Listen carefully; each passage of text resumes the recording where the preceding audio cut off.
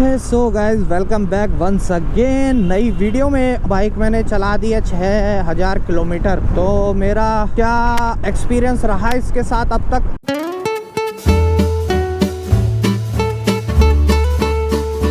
बात करते हैं इसकी परफॉर्मेंस की। मेन रोल है भैया चलने में कैसी है वो तो बताओ। परफॉर्मेंस अच्छी है, स्मूथ तो बहुत है, बस गियर रेशियो बैंड जो है वो काफ़ी लंबा होने की वजह से ना आपको लोकल में बहुत छोटे गियर पे ही चलानी पड़ेगी। अब आप सोचो कि 40 से नीचे और 5th गियर में तो नहीं चलेगी है। 40 तक आपको 3rd गियर में ही चलानी पड़ेगी है। 3rd से ऊपर जाते ही इंजन स्टॉल करने लगता है, वो इसका नेचर है। उसमें ये नहीं है कि भाई बाइक में कमी है। मतलब शुरू में मेरे को भी थोड़ा अजीब लग रहा था चलाने में, बट जब आप चलाओगे आराम से 400-500 किलोमीटर ना, तो उसके बाद आप यूज़ टू हो जाओगे इसके और आप समझ जाओगे कि मतलब कैसा नेचर है।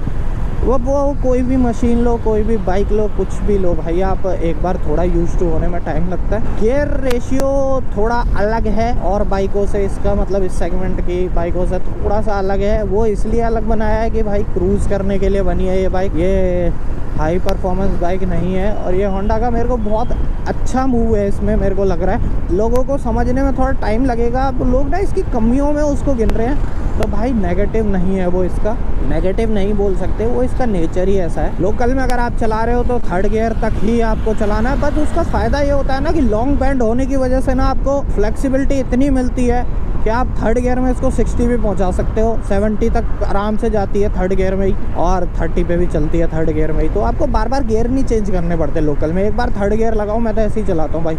लोकल में 3rd गियर पे डाली और उसके बाद अपना मस्त, क्योंकि लोकल में यार हम 40 से ऊपर जा ही नहीं पाते हैं। फरीदाबाद में इतना ट्रैफिक है ना, तो 40 तक बड़े मस्त चलती है और माइलेज भी अच्छी देती है। और 40 से अबव, 40 से 60 के बीच में 4th गियर में बढ़िया चलती है।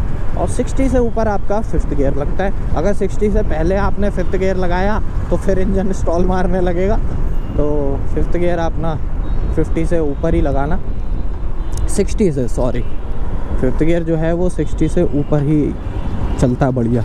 क्योंकि मैं कई बार हो गया मेरे साथ शुरू में, स्टार्टिंग में मैं भाई, अब आदत है। क्योंकि R15 में क्या है कि 40 के बाद ही 6th गियर में भी चला सकते हो आप उसे, तो वो वाली आदत थी। तो उसी तरीके से मैं इसको चला रहा था। तो मैं कि यार बड़े, ये तो समझ नहीं आ रहा, कुछ बहुत अजीब सा हो गया था चलाने में। बट बाद में जैसे जैसे मैं थोड़ा सा यूज़ टू हुआ इसके साथ, तो अब मेरे को अच्छा लग रहा है। अब जैसे मैं 60 पहुंचता हूँ उसके बाद मैं ही 5th गियर डालता हूँ, और उससे माइलेज भी बढ़िया और भाई परफॉर्मेंस तो मक्खन एकदम। मतलब आपको परफॉर्मेंस वैसी नहीं मिलेगी कि भैया एकदम पंची है, भागती है, वैसा कुछ सीन नहीं है इसके साथ। हाँ भागती है, अच्छा पिकअप है, लो एंड टॉक बहुत अच्छा है इसका। और अभी मनाली हम गए थे, मैं, मेरी वाइफ और मेरी बेटी भी है, हम तीनों ही इस पे गए थे मनाली। मेरे को परफॉर्मेंस से कोई शिकायत नहीं हुई भाई। अच्छा खासा लगेज भी था, लोड भी था, और ऐसे पहाड़ों पे मक्खन चढ़ती जा रही थी ना, तो परफॉर्मेंस बहुत सही है। लो एंड टॉक बहुत अच्छा है इसका, एक किक मिलेगी लो एंड टॉक में आपको। पर लेकिन कुछ वैसा नहीं है कि मतलब फन टू ड्राइव नहीं है ये। सोचते हैं मतलब कुछ व्हीकल्स होते हैं ना, मतलब फन टू ड्राइव है भाई, ऐसे कर देंगे ऐसे कर देंगे, वैसा इसके साथ कुछ सीन नहीं कर सकते आप। मतलब कर सकते हो, आप करने वाले कुछ भी करते हैं, लेकिन वो इसके लिए नहीं बनी है ये। तो ये थोड़ी सी काम नेचर की बाइक है, अपने हिसाब से ही चलती है ये। आप इसको कितना भी पुश कर लो, देखो ये मैंने पूरा एक्सेलेरेटर खींच दिया, फिर भी ये स्पीड पकड़ेगी अपने हिसाब से एकदम। तो वो वाला सीन है इसका।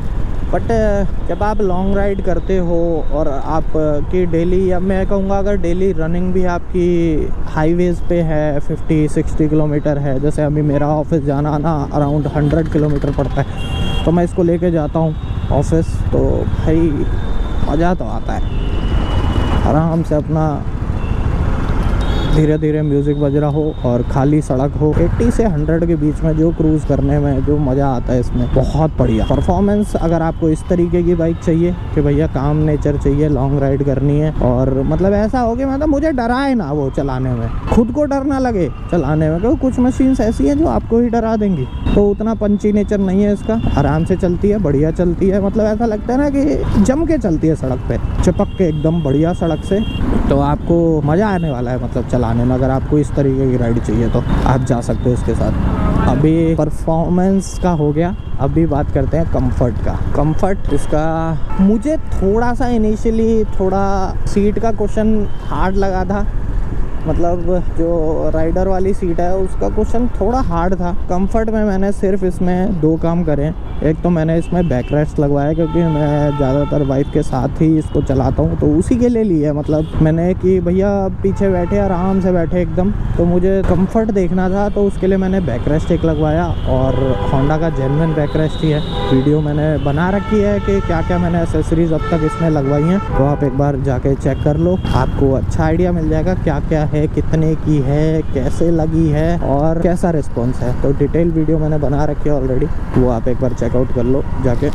दूसरी जो चीज़ मैंने कंफर्ट में करवाई है, इसमें मैंने सीट में कुशन्स ऐड करवाए थे, क्योंकि होंडा का जो इसका जेन्युइन सीट कवर आता है वो मुझे थोड़ा सा इतना कोई वर्थ नहीं लगा, क्योंकि अराउंड 1000 रुपये के आसपास का है सीट कवर।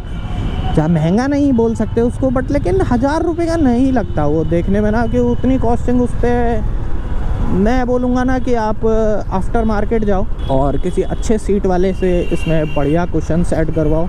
और मैंने थोड़ी सी विड्थ भी इसकी बढ़वाई थी सीट की अपनी, क्यों मेरे को थोड़ी पतली लग रही थी सीट, तो मैंने थोड़ी सी चौड़ी करवाई सीट। और डिटेल वीडियो मैंने बना रखी है, आप वहाँ पे चेकआउट कर लो कि कैसी लग रही है सीट। इसमें मैंने 2 इंच के आसपास कुशन्स ऐड करवाए, कि 2 इंच वाली फॉर्म की सीट मैंने इसमें डलवाई। अब वो 2 इंच होता इतना है, बट जब सीट कवर उस पर चढ़ाते हैं तो वो 1 इंच ही हो जाता है पिचक के, तो 2 इंच वाली मैंने इसीलिए इसमें फॉर्म डलवा के और उसके बाद मैंने सीट बनवाई। और उसकी टोटल कॉस्टिंग मेरे को पड़ी थी अराउंड 1400 या 1500। तो वो अपने लोकल मार्केट में चेक कर लेना भाई, बार्गेनिंग कर लेना, करते हैं बढ़िया और अच्छा काम है वो ज़्यादा मेरे हिसाब से। क्योंकि R15 में मैंने सेम यही काम करवाया था और 6 साल हो गए अब तक, तो भाई कुछ बिगड़ा नहीं है उसका, अभी भी एज इट इज़ वैसी है। तो मैंने उन्हीं भैया से दोबारा इस पर भी करवाया और बहुत बढ़िया रिस्पॉन्स रहा उसका, कि मनाली हम गए और बिना रुके वापस आए, तो भाई बहुत कंफर्टेबल थी सीट। मतलब सीट से मेरे को कोई दिक्कत नहीं हुई और बढ़िया हो गई एकदम। फिर शुरू में मेरे को जब लेके आए थे तो उस टाइम पे मेरे को सीट इसकी थोड़ी हार्ड लग रही थी और थोड़ी पतली लग रही थी बाइक के हिसाब से ना, मतलब सीट थोड़ी पतली लग रही थी। अगर आपकी हाइट है 5'10" से अबव तो ही आप कुशन ऐड करवाना भाई। अगर बैठ के देख लेना एक बार तो अपने हिसाब से ही सीट ऊंची करवाना, क्योंकि कुशन ऐड होने से क्या होता है सीट की हाइट बढ़ जाती है। और अगर फिर आपके लेग्स अगर नीचे पूरे नहीं पहुँचे तो भी एक दिक्कत है कि भैया कॉन्फिडेंस नहीं आता फिर उस तरीके से चलाने में। तो अपने हिसाब से देखना, उतना ही कुशन ऐड करवाना। अगर आपकी हाइट 5'10" से अबव है तो फिर 2 इंच फॉर्म आराम से डलवाओ आप इसमें। आप लोगों से बात करते करते रास्ते का पता ही नहीं लगता, एक कब में निकल जाता है। तो कंफर्ट की बात यही है और बाकी